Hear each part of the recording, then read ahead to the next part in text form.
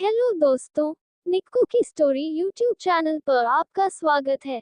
आज नवरात्रि के चौथे दिन मैं माता कूष्मांडा की कथा आपको सुनाऊंगी। इससे पहले माता ब्रह्मचार्य, माता चंद्रघंट की कथा भी मैंने अपने चैनल पर डाल रखी है। अगर आप चाहो तो यूज सुन सकते हो।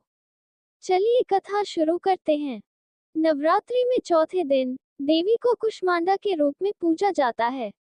अपनी मंद हल्की हंसी के द्वारा अंड यानी ब्रह्मांड को उत्पन्न करने के कारण इस देवी को कूष्मांडा नाम से अभिहित किया गया है। जब सृष्टि नहीं थी, चारों तरफ अंधकार ही अंधकार था, तब इसी देवी ने अपने ईशत हास्य से ब्रह्मांड की रचना की थी। इसीलिए इसे सृष्टि की आदि स्वरूपा या आदि शक्ति कहा गया है। इस देवी की 8 भुजाएं हैं, इसलिए अष्टभुजा कहलाई। इनके 7 हाथों में क्रमशः कमंडल, धनुष, बाण, कमल पुष्प, अमृतपूर्ण कलश, चक्र तथा गदा हैं। 8वें हाथ में सभी सिद्धियों और निधियों को देने वाली जपमाला है।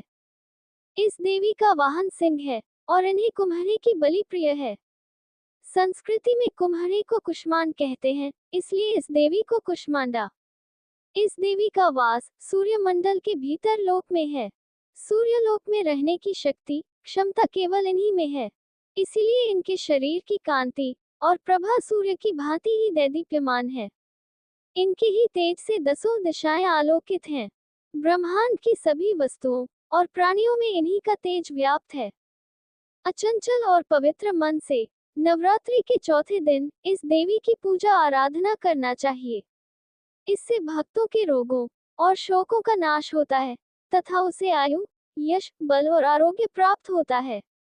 ये देवी अत्यल्प सेवा और भक्ति से ही प्रसन्न होकर आशीर्वाद देती हैं। सच्चे मन से पूजा करने वाले को सुगमता से परम पद प्राप्त होता है। विधि विधान से पूजा करने पर भक्त को कम समय में ही कृपा का सूक्ष्म भाव अनुभव होने लगता है।